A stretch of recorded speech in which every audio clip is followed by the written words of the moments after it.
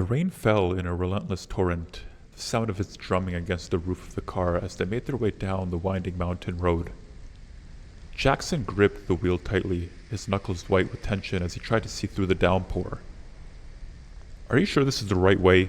he asked, his voice barely audible over the sound of the rain.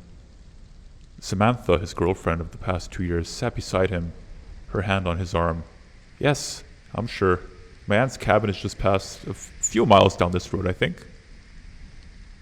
Jackson nodded, not entirely convinced, but willing to trust Samantha's sense of direction. They had been planning this trip for months, a romantic weekend getaway to celebrate their anniversary. As they rounded a bend in the road, Jackson saw the outline of a figure standing in the middle of the road ahead. He slammed on the brakes, causing the car to skid on the wet pavement. "What the hell?" he muttered, reaching for his phone to call for help. But before he could dial, the figure stepped closer, revealing a man in a hooded raincoat, his face hidden in the shadows. Jackson rolled down the window, the rain pouring in as he spoke. "Hey, do you need help?" The man didn't answer. He just stood there, staring at them with an intensity that made Jackson very uneasy. "Let's go. Let's just get out of here," Samantha whispered, her voice trembling. But Jackson couldn't ignore the man, not when he seemed to be lost and alone in the middle of nowhere. "Come on, man, what's going on? Do you need a ride somewhere? What's going on?" The man stepped closer. His hand suddenly emerged from the folds of the raincoat. In his hand, he held a gun. "Get out of the car," he growled, his voice low and menacing.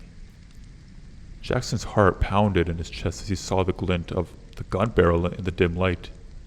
"Okay, just don't hurt us." Jackson opened the door, stepping out in the rain, his hands held up in surrender. Samantha followed, her eyes wide with fear. The man motioned for him to walk down the road, the gun held at his side. Jackson could feel the cold metal pressing against the back of his neck, stumbled through the rain, unsure of where they were going. After what felt like an eternity, they came to a clearing, a small cabin nestled in the trees. The man motioned for them to go inside, his gun trained on them as they were stumbling over the threshold. Inside the cabin was dark and musty, the air thick with the smell of mildew. The man motioned for them to sit on the couch, his gun never leaving their side. "Who are you?" Jackson asked, his voice trembling.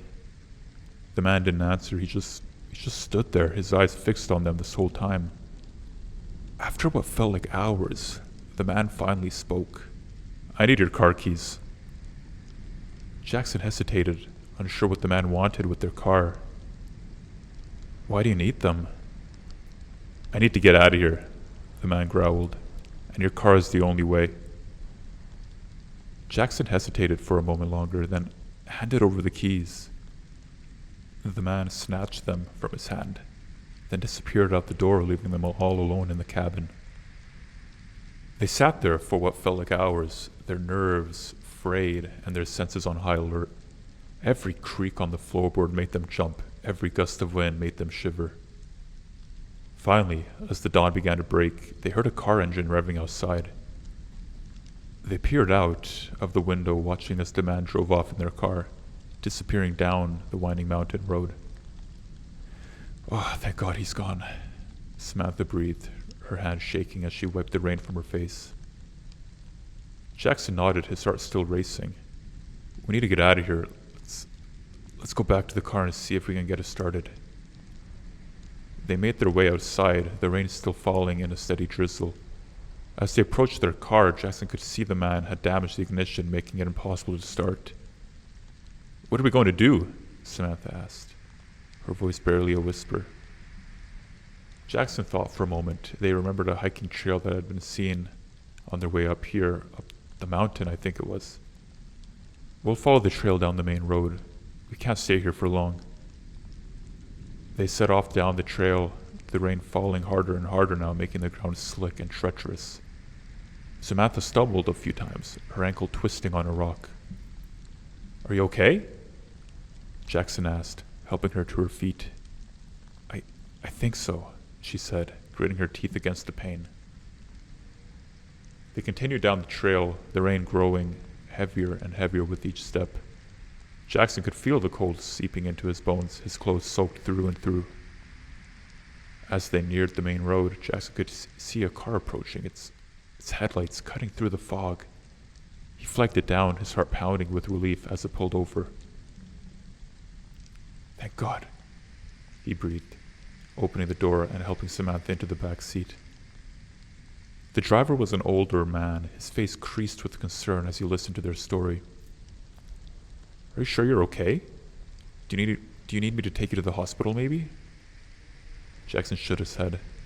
"No, we're fine. We just need to get back to town as quick as we can.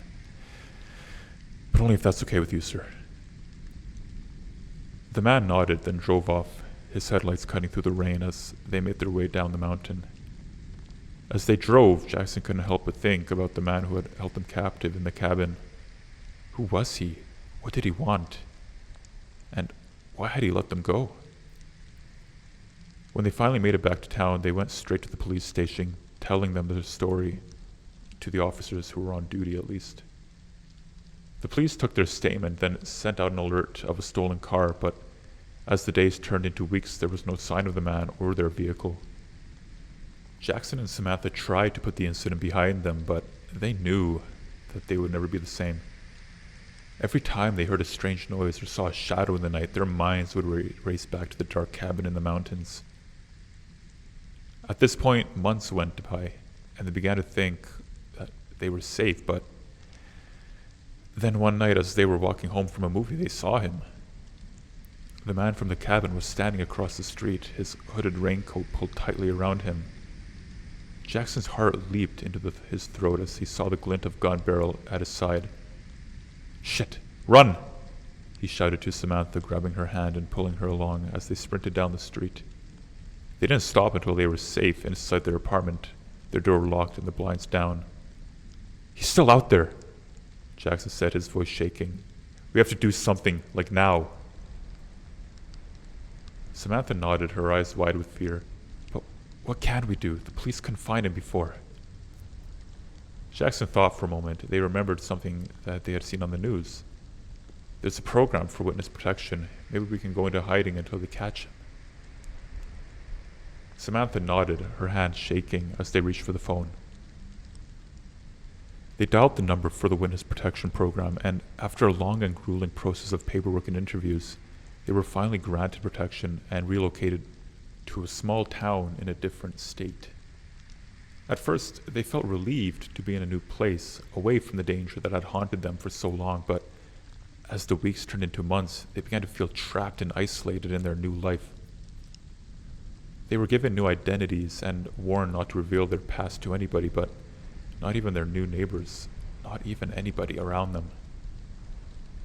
Jackson found work at a local hardware store while Samantha took a job at a small diner on the outskirts of town. They lived in a small house on the edge of town with high fences and security cameras to ensure their safety. But despite their precautions, they couldn't shake the feeling that they were being watched. They would often catch a glimpse of somebody lurking in the shadows or hear strange noises in the middle of the night. One day, as Samantha was closing up the diner, she noticed a man sitting in the back booth, his hooded jacket pulled tightly around him.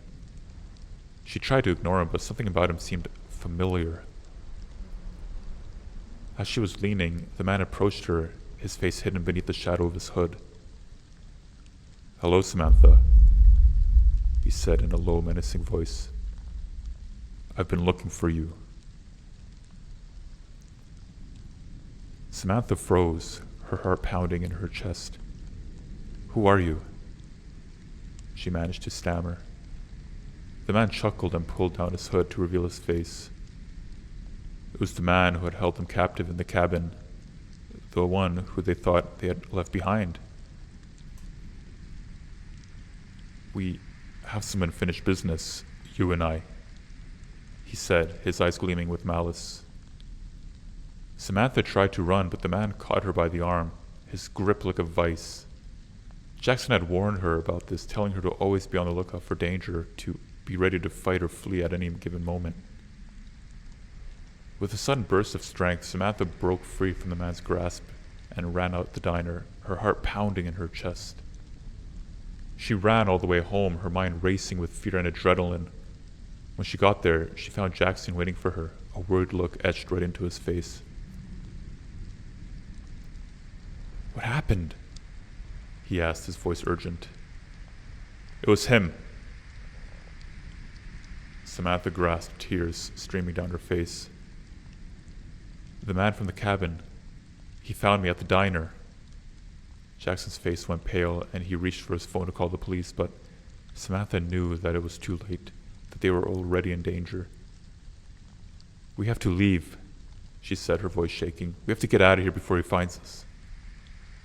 Jackson nodded as they quickly packed their bags, taking on only what they can carry. They left the house and drove off as far as they could, not stopping until they reached a small motel on the outskirts of town. As they settled into their new room, Samantha couldn't shake the feeling that they were being watched again. She tried to push the thought out of her mind, telling herself that it was just her imagination. But then, in the middle of the night, they heard a knock on the door. Jackson grabbed a baseball bat from under the bed and cautiously opened the door. It was the man from the cabin, his eyes gleaming with malice as he raised his gun and aimed it at Jackson's head. "You can't run forever," he said, his voice low and menacing. "I will always find you."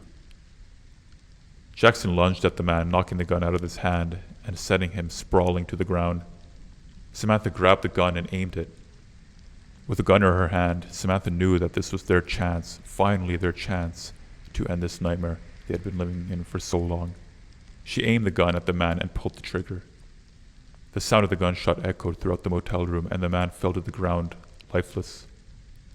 Jackson and Samantha were safe, but the trauma of their past had never truly left. It's always been with them, deep scars that would never fully heal.